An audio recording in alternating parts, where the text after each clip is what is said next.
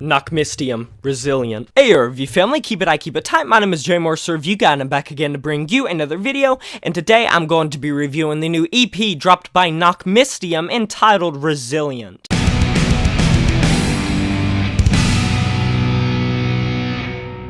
So Nachtmystium, they were formed in 2000 from Illinois, and they are fronted and founded by Blake Judd. Psychedelic black metal, black and roll, yeah, those are pretty good tags for this band. And I just want to get out of the way, I understand all the stuff that happened with Blake Judd. If you are unfamiliar and unacclimated with the whole controversies that surrounded the band back in 2013 and 2014 with Blake Judd having a lot of bad stuff happen, him leaving the music industry, which in turn made Nachtmystium go on hiatus. This is their first album and EP in 4 years, and I could sit here for 5, 6, 7 minutes talking about how bad of a person he is and how bad what he did was and all of the stuff about it, but at the same time, number one, their accusations, he kind of owned up to those accusations, but I just don't feel a reason to sit here and go over it, so I'm just saying that's why they haven't released anything in 4 years, and this is their first release since. So how is it? How is their return? How is the comeback? How is Resilient? It's pretty good.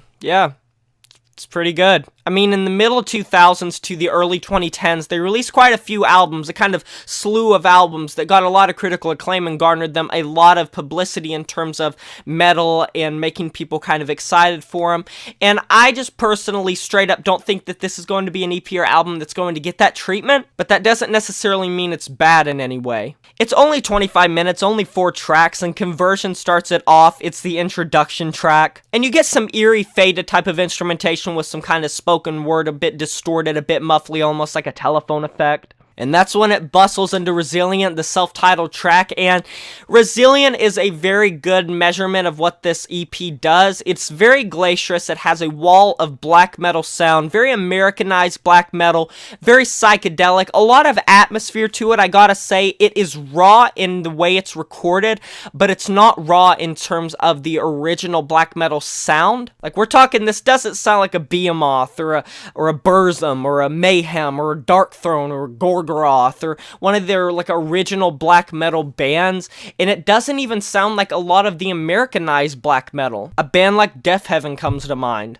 This has that sometimes black gaze feel with the kind of eerie instrumentation and atmosphere that's kind of hanging back in a wall over the kind of black metal tendencies that the EP has, but at the core of it, it's more of a black and roll album and a kind of a psychedelic sounding black metal album than it is a black gaze. That being said, Silver Lanterns is probably the best black metal song that I have heard this entire year. It is super heavy, the vocals are super shrill, it is super bustling, the instrumentation is wacko, it has so much atmosphere, it sounds eerie, it sounds like you're kind of getting an epic theatrical feel, and I really like that when it comes to atmospheric black metal and ambient black metal. This isn't ambient at all, but more so the ambience of the album itself. I think it's on point, it's really there a lot of times, but hold your horses, it's not like a 10 out of 10 or anything, it's not gonna blow your mind, but if you're into Nachtmystium or any of this sounds appealing to you, I would suggest checking this album out. It has some pretty interesting black metal influences and instrumentation and kind of psychedelic and black and roll and a little bit of black gaze.